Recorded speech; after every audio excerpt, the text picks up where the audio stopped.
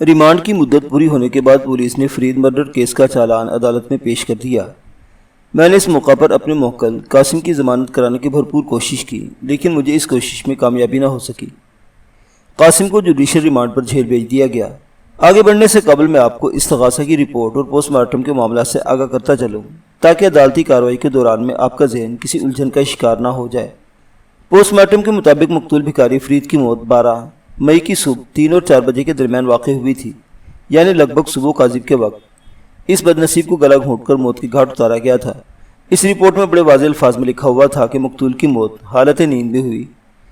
استغاثہ کی رپورٹ میں اس قتل کا سبب پیشہ ورانہ رقابت بتایا گیا تھا۔ بڑے مؤثر اور مضبوط الفاظ میں عدالت کو باور کرانے کی کوشش کی گئی تھی کہ ملزم قاسم نے اپنے مستقبل کو تاریک ہوتے دیکھا تو اس خطرے کو جڑی سے اکھاڑ ڈالا۔ اس کے علاوہ بھی رپورٹ میں بہت سی ٹیکنیکل باتیں تھیں جو سامعین کی دلچسپی کی نہیں ہے، لہٰذا ان کا ذکر گول کیا جا رہا ہے۔ عدالتی کارروائی ختم ہوئی تو ملزم قاسم کی بیوی پارکنگ تک میرے ساتھ آئی، اور جب میں اس سے رخصت ہو کر اپنی گاڑی میں بیٹھنے لگا تو اس نے بھرائی ہوئی آواز میں کہا، وکیل صاحب، اس سے پہلے عدالتی معاملات سے میرا کبھی واسطہ نہیں پڑا، میں نہیں جانتی آگے کیا ہونے والا ہے۔ آپ قاسم کے کیس سے مطمئن ہیں نا؟ میں نے تسلی آمیز انداز میں جواب دیا، میں 101% مطمئن ہوں، تمہیں اس سلسلے میں فکر مند ہونے کی ضرورت نہیں، یہ کیس پوری طرح میرے ہاتھ میں ہے۔ لیکن عدالت نے قاسم کی ضمانت منظور نہیں کی اور اسے جیل بھیج دیا ہے۔ قتل کے ملزم کی ضمانت بہت مشکل ہوتی ہے، میں نے سمجھانے والے انداز میں کہا، لیکن اس سے کوئی فرق نہیں پڑتا۔ قاسم تھانے کی بنسبت جیل میں زیادہ محفوظ ہے، تم اطمینان سے گھر جاؤ، ابھی تو عدالتی کارروائی کا آغاز ہوا ہے، آگے آگے دیکھتی جاؤ کیا ہوتا ہے۔ میں تمہارے شوہر کو رہائی دلوانے کے لیے پورا زور لگاؤں گا۔ وہ میرا شکریہ ادا کرنے کے بعد رخصت ہو گئی اور میں بھی روانہ ہو گیا۔ آئندہ 2-3 پیشیاں سخت بور اور خشک ثابت ہوئیں۔ عدالت کی ابتدائی کارروائی اسی نوعیت کی ہوتی ہے، تاہم اس کے 1 ماہ کے عرصے میں مجھے ہاتھ پاؤں ہلانے کا خاصا موقع مل گیا۔ اس دوران امتیاز خان نے کانسٹیبل حق نواز کو بھی میرے آفس بھیج دیا۔ حق نواز ان دنوں اسی تھانے میں ڈیوٹی دے رہا تھا جس سے کیس متعلق تھا۔ وہ میرا بہت شکر گزار اور احسان مند تھا، لہٰذا ہر قسم کے تعاون کے لیے تیار ہو گیا۔ حق نواز کی زبانی مجھے فرید مرڈر کیس سے متعلق جو اہم اور انکشاف انگیز معلومات حاصل ہوئی، میں فی الحال یہاں اس کی تفصیل بیان نہیں کروں گا، صرف اتنا بتاتا چلوں کہ حق نواز کی فراہم کردہ معلومات کی روشنی میں مجھے کئی چکر نیو کراچی اور سمن آباد کے بھی لگانے پڑے۔ بہرحال اس چارہ جوئی کے بڑے مثبت نتائج برآمد ہوئے اور 2 ایسے گواہ مجھے مل گئے جو قاسم کیس میں بڑا اہم کردار ادا کر سکتے تھے۔ آئندہ پیشی 15 روز بعد تھی۔ اس پیشی پر عدالت کی باقاعدہ کارروائی کا آغاز ہوا۔ جج نے حسب روایت فرد جرم پڑھ کر سنائی۔ میری ہدایت کے مطابق ملزم قاسم نے صحت جرم سے انکار کر دیا۔ اس کے بعد استغاثہ کے گواہوں کا سلسلہ شروع ہوا۔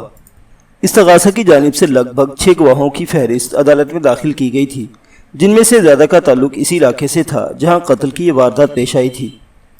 میں یہاں صرف اہم گواہوں اور ان پر ہونے والی جرح کا احوال پیش کروں گا۔ استغاثہ کی طرف سے سب سے پہلے تجمل حسین نامی گواہ کو پیش کیا گیا۔ تجمل حسین پھل فروش تھا، اس کی پھلوں کی دکان اس مقام کے قریبی تھی جہاں بیٹھ کر ملزم بھیک مانگا کرتا تھا۔ تجمل حسین نے سچ بولنے کا حلف اٹھایا اور پھر اپنا مختصر سا بیان ریکارڈ کروا دیا۔ اس کے بعد وکیل استغاثہ جرح کے لیے گواہ کے قریب پہنچ گیا۔ اس نے کھنگار کر گلا صاف کیا اور کٹہرے میں کھڑے گواہ سے پوچھا، تجمل صاحب، کیا آپ اس شخص کو جانتے ہیں؟ بات کے اختتام پر وکیل استغاثہ نے ملزموں کو کٹہرے میں کھڑے قاسم کی جانب اشارہ کیا۔ تجمل نے اس بات میں گردن ہلانے کے بعد جواب دیا، جی ہاں جانتا ہوں۔ کیا جانتے ہیں؟ یہی کہ یہ شخص ایک پیشہ ور گداگر ہے۔ تجمل نے بڑے اعتماد سے جواب دیا، میرے دکان کے قریب ہی بیٹھ کر یہ بھیک مانگا کرتا تھا۔ مانگا کرتا تھا سے آپ کی کیا مراد ہے؟ وکیل استغاثہ نے تیکھے انداز میں پوچھا۔ تجمل حسین نے ایک لمحے کے توقف کے بعد جواب دیا، دراصل میں یہ کہنا چاہ رہا تھا کہ کچھ عرصہ سے اس بھکاری کا کاروبار بالکل ٹھپ ہو کر رہ گیا تھا، یوں سمجھ لے کہ اس کا دھندا نہ ہونے کے برابر رہ گیا تھا۔ اچھا، کیا معزز عدالت کو یہ بتانا پسند کریں گے کہ کچھ عرصے سے اس کا کاروبار کیوں ٹھپ ہو گیا تھا؟ مقتول کی آمد کے سبب تجمل نے بتایا، یعنی آپ یہ کہنا چاہ رہے ہیں کہ جب سے مقتول فرید نے اس مقام پر بیٹھ کر بھیک مانگنے کا سلسلہ شروع کیا تھا، ملزم کا دھندا چوپٹ ہو کر رہ گیا تھا؟ جی ہاں، میں بالکل یہی کہنا چاہ رہا ہوں۔ پھر تو ملزم کو نئے بھکاری پر بہت غصہ آیا ہوگا۔ کوئی ایسا ویسا غصہ جناب؟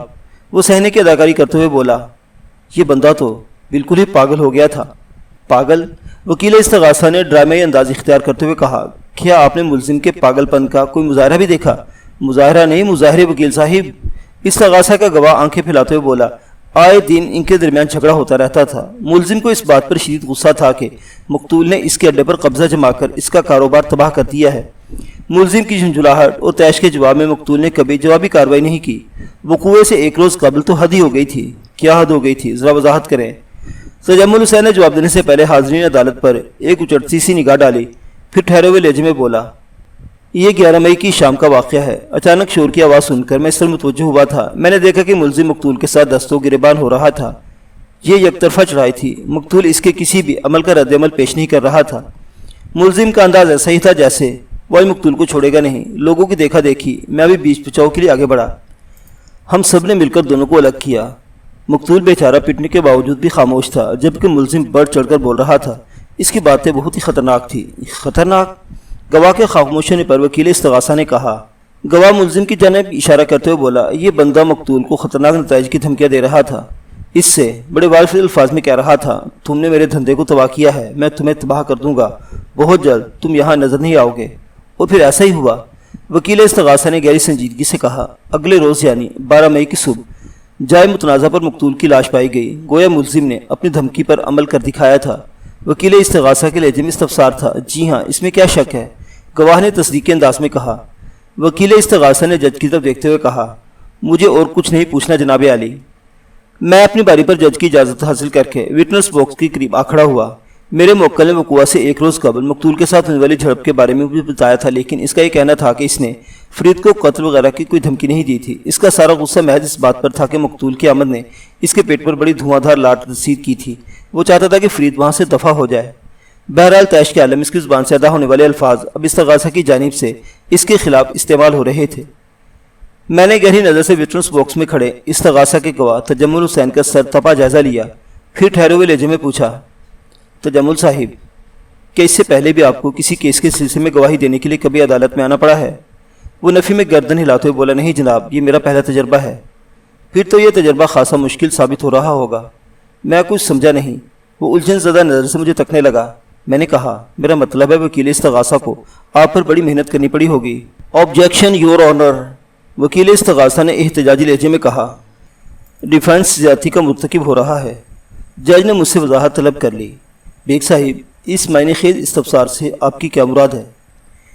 میں نے ٹھہرے ہوئے لہجے میں کہا، یور آنر، استغاثہ کے معزز گواہ تجمل حسین نے اپنے وکیل جرا کے جواب میں بعض ایسی باتوں کی تائید اور تصدیق کی ہے جس کے بارے میں وہ وثوق سے کچھ کہنے کا اہل نہیں، جس سے ظاہر ہوتا ہے گواہ کو مذکورہ باتیں باقاعدہ رٹوائی گئی ہیں۔ یہ سراسر الزام ہے جناب عالی، وکیل استغاثہ نے چیخ سے مشابہ آواز میں کہا۔ میں نے ترکی بترکی جواب دیا، یہ الزام نہیں بلکہ حقیقت ہے۔ کیا آپ اس کو ثابت کر سکتے ہیں؟ وکیل استغاثہ نے براہ راست مجھ سے پوچھ لیا۔ میں نے زیر لب مسکراتے ہوئے جج کی جانب دیکھا۔ اس نے بھی مجھ سے یہی سوال کیا، وکیل صاحب، کیا آپ اس بات کو ثابت کر سکتے ہیں کہ استغاثہ کی طرف سے گواہ کو کچھ سکھایا پڑھایا گیا ہے؟ جناب عالی، میں تو خود اسی طرف آ رہا تھا، لیکن استغاثہ نے بے صبری کا مظاہرہ کرتے ہوئے فوراً اعتراض جڑ دیا۔ میں نے بڑی معصومیت سے کہا، پھر پوچھا، یور آنر، اگر معزز عدالت کی اجازت ہو تو عدالتی کارروائی کو آگے بڑھایا جائے۔ جج نے سوالی نظروں سے وکیل استغاثہ کو دیکھا۔ وہ خجالت امیز انداز میں ہونٹ کاٹ کر رہ گیا۔ اس کی سمجھ میں نہ آ سکا کہ اس موقع پر اسے کیا کہنا چاہیے۔ میں نے الفاظ کا دھوبی پاٹ مار کر اسے چاروں خانے چت کر ڈالا تھا۔ جج نے ایک لمحے کے توقف سے بعد مجھ سے مخاطب ہوتے ہوئے کہا، بیگ صاحب پلیز پروسیڈ۔ میں وٹنس باکس میں کھڑے استغاثہ کے گواہ تجمل حسین کی جانب متوجہ ہو گیا۔ تجمل صاحب، میں نے اس کی آنکھوں میں دیکھتے ہوئے سوال کیا، آپ کو وقوع کے قریب دکان چلاتے ہوئے کتنا عرصہ ہوا ہے؟ 10 سال سے زیادہ ہو گئے ہیں۔ اور ملزم کب سے وہاں بیٹھ کر بھیک مانگ رہا تھا؟ یہی کوئی سال 1.5 سال سے۔ مقتول کے بارے میں آپ کیا کہتے ہیں؟ اسے وہاں آئے زیادہ دن نہیں ہوئے تھے، گواہ نے جواب دیا۔ آپ 15-20 دن سمجھ لیں۔ سمجھ لیا، میں نے اس بات میں گردن ہلاتے ہوئے کہا۔ آپ صبح کتنے بجے دکان کھولتے ہیں؟ اس نے بتایا یہی کوئی 10:30-11 بجے۔ اور بند کتنے بجے کرتے ہیں؟ رات کو 9 بجے تک میں دکان بند کر دیتا ہوں۔ آپ نے وکیل استغاثہ کو بتایا کہ وقوع سے ایک روز پہلے آپ نے ملزم اور مقتول کو آپس میں دست و گریبان ہوتے دیکھا تھا۔ میں نے جرا کے سلسلے کو آگے بڑھاتے ہوئے کہا، کیا بتا سکتے ہیں جھگڑا کتنے بجے ہوا تھا؟ شام کے وقت، وہ پرسوچ انداز میں بولا۔ میرا خیال ہے اس وقت 7 بجے ہوں گے۔ کیا جھگڑے کے روز یعنی 11 مئی کو بھی آپ نے رات 9 بجے اپنی دکان بند کی تھی؟ اس نے اس بات میں جواب دیا۔ میں نے پوچھا، جب آپ دکان بند کر رہے تھے تو کیا اس وقت ملزم اپنے اڈے پر موجود تھا؟ جی ہاں موجود تھا۔ اور مقتول؟ وہ بھی वहीं था। क्या शाम वाले झगड़े के बाद इनमें कोई फड्डा भी हुआ था? जी नहीं, मैंने ऐसी कोई बात नहीं देखी। यानी जब आप मामूल के मुताबिक अपना कारोबार समेट कर घर जा रहे थे तो मुलजिम और मकतूल अपनी जगह पुरसकून बैठे थे? जी हाँ, वो दोनों इत्मीनान से बैठे थे। आपकी रहाइश कहाँ है? मैं पीआईबी में रहता हूँ, इसने जवाब दिया।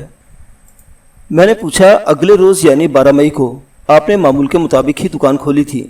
जी हाँ बिल्कुल, लगभग 11 बजे दुकान पर पहुंचा था और वहां पहुंचने ही आपको पता चला कि नुवारिद भिखारी को कत्ल कर दिया गया है।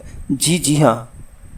मैंने गवाह की आंखों में झांकते हुए सनसनीखेज लहजे में पूछा, तजम्मुल साहिब ज़रा अच्छी तरह सोचकर बताएं कि क्या वो कुआ के रोज़ यानी 12 मई को आप सुबह 3 और 4 बजे के दरमियान भी जाए वो कुआ पर मौजूद थे? नहीं जनाब, ये आप कैसी बातें कर रहे हैं? मैंने इसके सवाल का जवाब देना ज़रूरी न समझा और इससे दरियाफ्त किया, तजम्मुल साहिब आप इस्तग़ासा के मुअज़्ज़िज़ गवाह हैं। आपको ये बात तो मालूम हो ही गई होगी कि पोस्टमार्टम की रिपोर्ट के मुताबिक मकतूल फरीद की मौत का वक्त क्या मुतय्यन किया गया है? जी हाँ, इस रिपोर्ट के मुताबिक मकतूल फरीद को 12 मई की सुबह 3 और 4 बजे के दरमियान गला घूंटकर मौत की घाट उतारा गया था। रिपोर्ट में इस बात की भी वजाहत की गई है कि इस वक्त मकतूल हालत नींद में था। बिल्कुल दुरुस्त फरमाया आपने, मैंने तायदी अंदाज में कहा। आपने ये भी फरमाया कि इस वक्त आप जाए वक़ूअ पर मौजूद नहीं थे। सवाल ही पैदा नहीं होता। वो उखड़े हुए लहजे में बोला, मैं तो इस वक्त अपने घर में सो रहा था, लेकिन मुलजिम तो वहाँ मौजूद होगा ना? जी हाँ, जी मुझे क्या मालूम जी। वो बुरी तरह उलझ कर रह गया। जज ने सर्जनिश भरे अंदाज में कहा, मिस्टर तजम्मुल, वकील सफाई के सवाल का सिर्फ एक जवाब दो। 12 मई की सुबह 3 और 4 बजे के दरमियान तुम जाए वक़ूअ पर मौजूद थे या नहीं? मैं वहाँ मौजूद नहीं था। फिर तुमने कैसे देख लिया कि मुलजिम ने मकतूल को मौत के घाट उतारा था? मैंने जारहाना लहजे में सवाल किया। वो गड़बड़ा गया। मैंने ये कब कहा है कि मैंने ये कत्ल होते देखा है? तुमने मिस्टर तजम्मुल, तुमने, मैंने एक एक अल्फाज पर जोर देते हुए कहा। थोड़ी देर पहले तुमने वकील इस्तग़ासा के इस्तफसार के जवाब में बड़े वसूख से बताया कि इसमें कोई शक नहीं कि मुलजिम ने मकतूल की ज़िंदगी का चिराग गुल किया है। अगर तुम उस वक्त जाए वक़ूअ पर मौजूद नहीं थे तो फिर तुम्हें कैसे पता चला? इसकी उलझन 7वें आसमान को छूने लगी। वो लुकनत ज़दा अंदाज में मुझसे मुस्तफसर हुआ। वकील इस्तग़ासा का कौन सा इस्तफसार? मैंने याद दहानी कराते हुए गहरी संजीदगी से कहा, तुम्हें याद होगा वकील इस्तग़ासा ने कहा था मुलजिम ने अपनी धमकी पर अमल कर दिखाया और जाए मुतनाज़ा पर मकतूल की लाश पड़ी मिली। इस अमर की तस्दीक में तुमने बड़े उसूख से अल्फाज अदा किए थे। जी हाँ, इसमें क्या शक है? मैंने लम्हा भर को तवक्कुफ किया, फिर जज की जानिब रुए सुखन फेरते हुए कहा, योर ऑनर, जब किसी वाक़े के बारे में यह कहा जाता है कि इसमें क्या शक है तो इसका मतलब ये होता है कि कहने वाले को इस वाक़े के वक़ूअ पज़ीरी का यकीन है कि मेरे मुवक्किल ने मकतूल फरीद को मौत के घाट उतारा है। इसका वाज़ेह मतलब ये हुआ कि गवाह ने अपनी आंखों से कत्ल की यह वारदात होते देखी है। तजम्मुल बुरी तरह बौखला गया। उलझन ज़दा लहजे में जल्दी से बोला, मैंने तो वकील साहिब के सवाल के जवाब में बस ऐसे ही कह दिया था, मैं तो अपने घर में। मैंने कता कलामी करते हुए कहा, यानी तुम्हें इस बात का यकीन नहीं कि अजनबी भिखारी फरीद को मेरे मुवक्किल भिखारी कासिम ही ने मौत के घाट उतारा था? जी मैं यकीन से नहीं कह सकता, गोया फरीद का कातिल कोई और भी हो सकता है। जी हाँ, विट्स ऑल योर ऑनर।